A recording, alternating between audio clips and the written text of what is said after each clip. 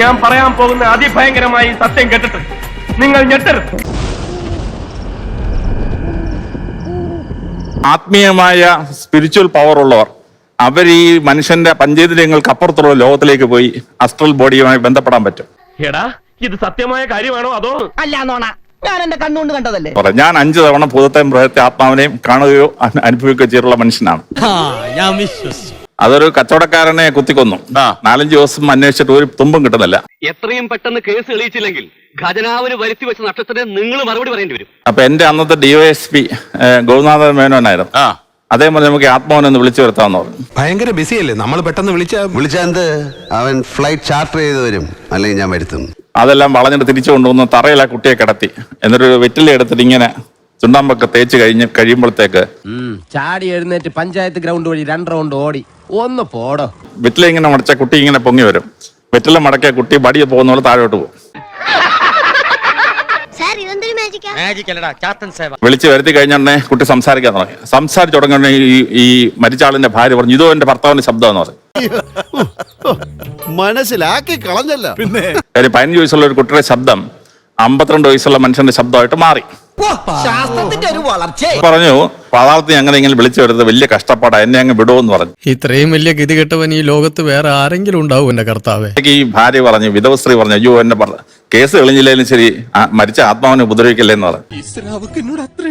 പേര് പറഞ്ഞ ആളിനെ ഞങ്ങൾ രാത്രി തന്നെ അറസ്റ്റ് ചെയ്തു. അവനെ ചോദിച്ചു, രണ്ടാമത്തവനെ കിട്ടി. അങ്ങനെ കേസ് തെളിയിച്ചു. എന്നാ പിന്നെ വേറൊരു തമാശ പറയാം. ഇത് എന്തായാലും ശോഭക്ക് ചിരി വരും. ഭയങ്കര തമാശ. ഒരു സ്ത്രീയുടെ വീട്ടിൽ ആളുകൾ ഒന്ന് കഥന് കൊട്ടുക, കോളിംഗ് ബെല്ലടിക്കുക. ആരെങ്കിലും ചോദിച്ചാലേ ചേച്ചിയുടെ ഭർത്താവാണെന്ന് പറഞ്ഞാൽ മതി.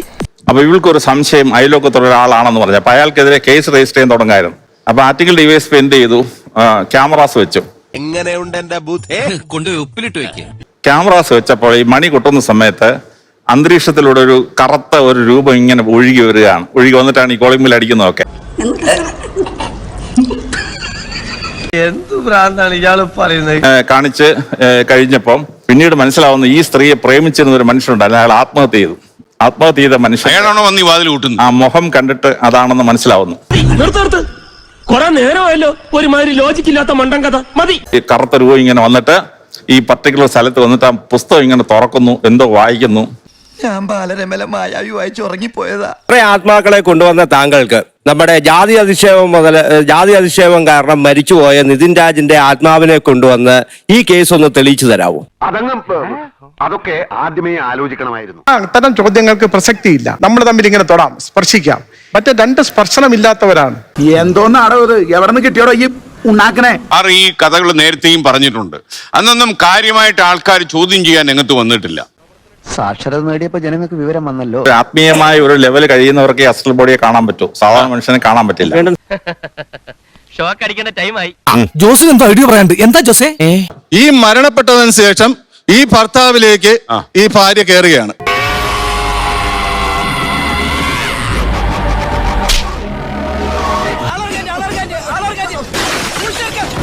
ഒരു തരത്തിലും എന്നെ ജീവിക്കാൻ സമ്മതിക്കില്ലെന്ന് ഉറപ്പിച്ച് തീരുമാനിച്ചിറങ്ങിയിരിക്കുകയാണല്ലേ. അപ്പോ ഇതേപോലെ അവിടെ ചെന്നപ്പോഴത്തേക്ക് ഞാൻ ബാത്റൂമില് ഇരിക്കുന്ന സമയത്ത് ഡോർ മൊത്തം ഞാൻ ക്ലോസ് ചെയ്തു.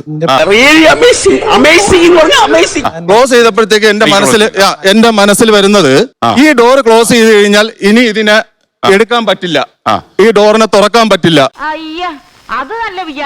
ഈ ഡോർ പയ്യെ ചാരിയതിനു ശേഷം ഈ ഡോർ പയ്യെ എന്റെ അടുത്തേക്ക് ഇങ്ങനെ വരെയാണ്.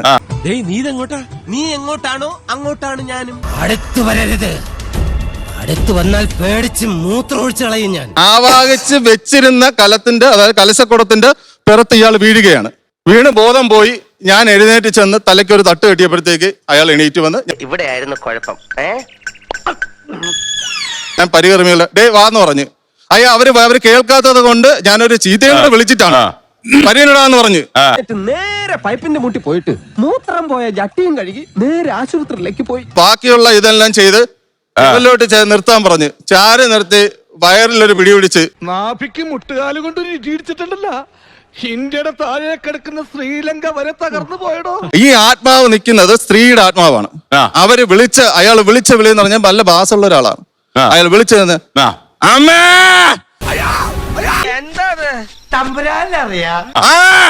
ഈ ഒരു രീതിയിലേക്കാണ് അയാളുടെ വിളി. എന്റെ കൺമുമ്പിൽ നിന്ന് പോടാ. ഇദ്ദേഹം ഒരു പ്രേതത്തെ ആവാഹിച്ച കാര്യമാണ് പറഞ്ഞത്. ഞാൻ ഒരുപാട് പ്രേതങ്ങൾ ഒഴിപ്പിച്ചിട്ടുണ്ട്, മരുന്ന് കൊടുത്താണെന്ന് മാത്രം.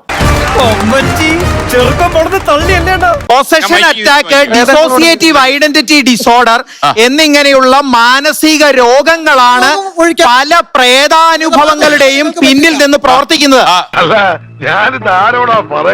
ഐഡിയോ മോട്ടോർ എഫക്റ്റ് എന്ന് പറയുന്ന ഒരു മസ്തിഷ്ക പ്രതിഭാസമാണ് ഓജോ ബോർഡ് കളിക്കുന്നവരുടെ കൈകളെ ചലിപ്പിക്കുന്നതെന്ന് ന്യൂറോ സയൻസ് തെളിയിച്ചിട്ട് പതിറ്റാണ്ടുകളായി.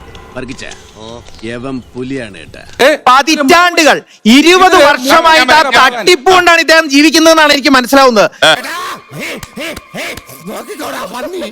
പ്രേതത്തെ ഒഴിപ്പിക്കുന്ന കാര്യം പറഞ്ഞു.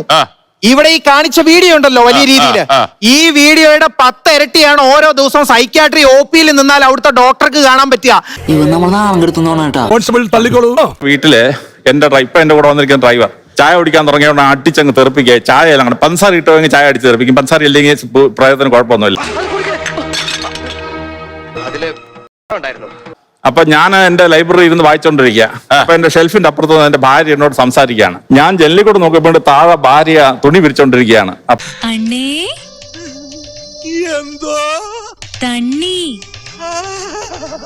ഈ ഭാര്യയുടെ ശബ്ദത്തിൽ സംസാരിക്കുന്ന ആള് പ്രേതമാണെന്ന് എനിക്ക് മനസ്സിലായി. രാത്രി പെട്ടെന്ന് കഥ തുറന്നു ഒരു സ്ത്രീ അകത്തോട്ട് വന്നു. ഇല്ല സിസ്റ്റർ, ഇന്ന് ഞാൻ വിടില്ല. ഞാൻ നേരം വിളിച്ചെന്റെ ഭാര്യ വരികയാണെന്ന്. പക്ഷേ ഞാൻ ടൈം നോക്കിയപ്പോ 2:15 മണി ആയിട്ടുള്ളൂ. ഞാൻ നോക്കിയപ്പം എന്റെ ഭാര്യയുടെ നീളവും മണ്ണമല്ല ഈ വന്ന സ്ത്രീക്ക്. ഞാൻ പെട്ടെന്ന് കാലിനടിയിലോട്ട് നോക്കി. ഞങ്ങൾ അവിടെ കണ്ട കാഴ്ച എന്താണെന്ന് എനിക്കറിയോ? പറഞ്ഞാൽ താൻ വിശ്വസിക്കുവോ? ഇങ്ങനെ ഒരു സൗകര്യം ഉണ്ടായിരുന്നെങ്കിൽ നമുക്ക് നേരത്തെ വന്ന് നോക്കാമായിരുന്നില്ലേ മഹാദേവ? അപ്പൊ തറയെ നരടി പൊങ്ങിയാണ് ഈ സ്ത്രീ നിൽക്കുന്നത്. അപ്പൊ ഞാൻ പെട്ടെന്ന് ഇംഗ്ലീഷിൽ വിളിച്ചു. പാവം ഭൂതത്തിന് ഇംഗ്ലീഷ് അറിഞ്ഞൂടാ. ഇംഗ്ലീഷുകാരൊക്കെ വരുന്നതിന് മുമ്പ് ഞാൻ ജീവിച്ചിരുന്ന ഒരു ഭൂതമാണ്. ഞാൻ പോവാ. നീ പോലെ ബുദ്ധിയില്ലായ്മയ്ക്ക് ഒരു മര്യാദ വേണ്ടേ? ഞാൻ മലയാളത്തിൽ 2 തെറി വിളിച്ചു. അപ്പൊ ഈ ഭൂതം അപ്രത്യക്ഷമായി. എനിക്ക് ഭൂതത്തൊന്നും പേടിയില്ലാത്തോണ്ട് ഞാൻ മനസ്സുമായിട്ട് കിടന്ന് ഉറങ്ങി. അവസാനം എല്ലാരും കൂടി എന്നെ പൊക്കി എടുത്തോണ്ട് പോവുകയായിരുന്നു. ആണുങ്ങളുടെ ഒരു സ്റ്റാച്യുവും പെണ്ണുങ്ങളുടെ ഒരു സ്റ്റാച്യുവും കൊണ്ടുവന്ന് വെച്ചിട്ട് ഭൂതത്തെ വിളിച്ചു. 5 ഭൂതം വന്നു. 2 മെയിൽ ഭൂതം, 2 ഫീമെയിൽ ഭൂതം, ഒരു കൊച്ചു ഫീമെയിൽ ഭൂതം. പിന്നീടാണ് മനസ്സിലായത് അതൊരു ഗോദറേജ് അലമാരയുടെ ഷോറൂമായിരുന്നു. പ്രേതമാണോ അല്ലയോ എന്ന് സാർ ഒരു സ്ത്രീയുടെ തിരിച്ചറിയാൻ വേണ്ടി താഴേക്ക് നോക്കി. അപ്പൊ കാല് നിലത്ത് മുട്ടുന്നില്ല. ഇപ്പൊ കിട്ടൂടാ, ഇപ്പൊ കിട്ടും. കാരണം എന്താണെന്നറിയോ? 1964 കേരളത്തിൽ ഒരു സിനിമ ഇറങ്ങി, ഭാർഗവി നിലയം. ആ സിനിമയാണ് വെള്ളസാരി ഉടുത്ത പ്രേതങ്ങളെ, ചെലങ്കി അണിഞ്ഞ പ്രേതങ്ങളെ, കാല് നിലത്ത് മുട്ടാത്ത പ്രേതങ്ങളെ ഒക്കെ മലയാളിക്ക് പരിചയപ്പെടുത്തിയത്. ഒരു 5-6 ഏലസും കൂടി മേടി ജപിച്ച് എന്റെ അരയിലും കൂടെ കെട്ട്, ഇവനെ ദൃഷ്ടിപ്പെടും, അത്രയ്ക്ക് ബുദ്ധിയാ. ഭാർഗവി നിലയം 64 സിനിമ. ആ സിനിമയുടെ കഥയാണ് ഇതിന് പ്രൈമിംഗ് ആയിട്ട് ബ്രെയിൻ വർക്ക് ചെയ്യുന്നത്. ഈ പ്രപഞ്ചത്തെ പറ്റി അങ്ങേക്ക് എന്തറിയാം? അതേ പറഞ്ഞു 0.0004 ഒന്നറിയാവുന്നു. ഈ ISRO ഡയറക്ടറാണ്. അപ്പൊ അതാണ് ശാസ്ത്രത്തിന്റെ പ്രേതകഥ ശരിയാവോ? അയ്യോ എനിക്കിപ്പോ ബോധം പോകും. ആ ചോദ്യം മനസ്സിലായില്ലേ? അതുകൊണ്ട് മാത്രം പ്രേതം ഉണ്ട് എന്ന് വിശ്വസിക്കാൻ പറ്റുമെന്ന് ഇനി രക്ഷയില്ല. തിന്ന ബിരിയാണി പോലും ദഹിച്ചു പോയി. അതെ, ഞാൻ പോകുന്നു. പോയിട്ട് വലിയ കാര്യം ഉണ്ടായിട്ടല്ല, പക്ഷെ നിക്കാൻ നേരമില്ല.